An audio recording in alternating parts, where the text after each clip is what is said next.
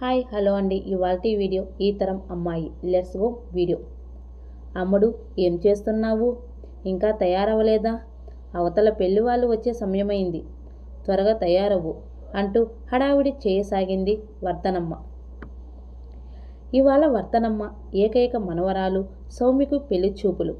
మొదటి పెళ్లి చూపులు కావడంతో వర్ధనమ్మ కాస్త కంగారుగా అటూ ఇటూ తిరుగుతూ ఏర్పాట్లు చేయసాగింది. సౌమ్య డిగ్రీ పూర్తి చేసింది. చామన ఛాయ, కనుముక్కు తీరు బాగుంటుంది. సౌమ్య పేరుకు తగ్గట్టుగానే సౌమ్యమైన మనసు కలది. ఎవరిని నొప్పించలేదు. అమ్మా నాన్న బామ్మ ఎంత చెబితే అంత. నోరు తెరిచి ఇది కావాలి అడిగే రకం కాదు.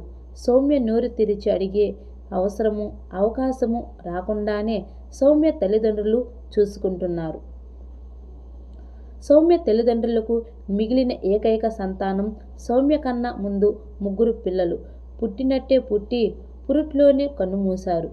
ఇక సౌమ్య పుట్టాక సౌమ్య తల్లి ఆరోగ్యం దృష్టి ఆమెకు ఆపరేషన్ చేసి గర్భసంచి తీసేశారు.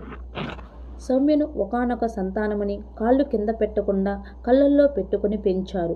సౌమ్య ఎక్కడ కందిపోతుందోనని ఏ పని చేయకుండా కేవలం చదివే లోకంగా పెంచారు. సౌమ్యకు చిన్న దెబ్బ తగిలినా తట్టుకోలేరు ఆ కుటుంబ సభ్యులు. సౌమ్యకు సంబంధించిన ప్రతిదీ ఆమె కుటుంబానికి ఎంతో అపురూపమే. అందుకే ఇప్పుడు పెళ్లి చూపుల తంతును కూడా ఆర్భాటంగా చేస్తున్నారు. అసలు ఈ సంబంధం వాళ్లకు నచ్చుతుందో లేదో కూడా ఆలోచించకుండానే బంధువులను పిలిచారు. బంధువులందరూ వచ్చారు. సౌమ్య మేనత్త దుర్గమ్మ కూడా వచ్చింది. వచ్చిన దగ్గర నుండి గుసగుసలాడుతూనే ఉంది. ఆవిడకు సౌమ్యను తన కోడలిగా చేసుకోవాలని సౌమ్య పుట్టినప్పటి నుండి కోరికగా ఉంది. సౌమ్యను తన కొడుకు చేసుకుంటే తన అత్తారింట్లో తన స్థాయి హోదా పెరుగుతుందని, అదికాక సౌమ్య తండ్రి ఆర్జించి వెనుకున్న 10 ఎకరాల కొబ్బరి తోట, 4 ఎకరాల మామిడి తోట, సిటీలో ఇల్లు, సౌమ్య తల్లికి ఉన్న బోలెడంత బంగారం ఎలాగో ఒకానొక కూతురైన సౌమ్యకే ఇస్తారు కాబట్టి తన కొడుక్కి సౌమ్యని చేసుకుంటే ఆ సంపదంతా తన కొడుకుదే, అంటే తనదే అని అత్యాశ దుర్గమ్మది.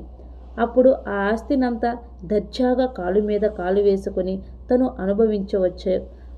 తన అన్నా వదిలను తన చెప్పు చేతుల్లో పెట్టుకుని ఆడించవచ్చు అనే దురాశ. ఆ అత్యాశతోనే సౌమ్యకు సంబంధాలు చూస్తున్నారని తెలిసినప్పుడు వెంటనే పుట్టింటికి వచ్చి తనే స్వయంగా తన అన్నని అడిగింది. సౌమ్యను తన కొడుక్కి ఇచ్చి పెళ్లి చేయమని, తన సొంత కూతురిలా చూసుకుంటానని, కాళ్ళు కదలకుండా సౌమ్య అడుగులకు మడుగులెత్తుతూ సౌమ్యను మహారాణిలా చూసుకుంటానని చెప్పింది. కానీ దుర్గమ్మ మనస్తత్వం, ఆవిడ కొడుకు రాజు గురించి అన్నీ తెలిసిన వర్ధనమ్మ సౌమ్య తండ్రి కుదరదని సౌమ్యంగానే చెప్పి చూశారు. అయినా దుర్గమ్మ వినలేదు. అయినా వాళ్ళ సంబంధం, అందులోనూ మేనత్త కొడుకు ఉండగా సౌమ్యకు మరో సంబంధం ఎలా చూస్తారు? నేను నీకు సొంత చెల్లిని, నన్ను కాదని మరో సంబంధం ఎలా చూస్తావు అన్నయ్య? ఆ వచ్చిన వాళ్ళు సౌమ్యను బాగా చూసుకుంటారని నమ్మకంగా ఎలా చెప్పగలవు? అదే సౌమ్య నా కోడలు అయితే నేను నీకు చిన్నప్పటి నుండి తెలుసు కాబట్టి నిశ్చితంగా ఉండగలవు. అయినా నువ్వు సంపాదించిన ఆస్తిని నీ మేనల్లుడు కాకుండా వేరే ఎవరో అనుభవిస్తుంటే నీకు మాత్రం సంతోషంగా ఎలా ఉంటుంది? మగపిల్లాడి తల్లిని అయి ఉండి కూడా ఒక అంతస్తు దిగి నేను మన సౌమ్యను నా కొడుకు చేసుకుంటానని వచ్చాను. నా మాట కాదంటే నష్టపోయేది నువ్వు మాత్రమే కాదు, బంగారు లాంటి నా కోడలు కూడా. అది సౌమ్య తండ్రిని బెదిరించినట్లుగానే మాట్లాడింది. దుర్గమ్మ మాటలన్నీ విన్న వర్ధనమ్మ ఆవేశంగా, నీ బుద్ధి ఇలా బయటపడిందే? నీకు మీ అమ్మలాగే కష్టపడకుండా వచ్చే నడుమంత్రపు సిరి అంటే బాగా ఇష్టమే. పని పాట లేకుండా అడ్డుగోలల ఊరి మీద పడి తిరిగే జులాయి వెధవ నీ కొడుకు. వాడికి నా మనవరాలు కావాల్సి వచ్చిందా? అడగడానికి నీకు నోరెలా వచ్చింది? నువ్వేమి నా కొడుకు సొంత చెల్లివి కాదు. అయినా వాడు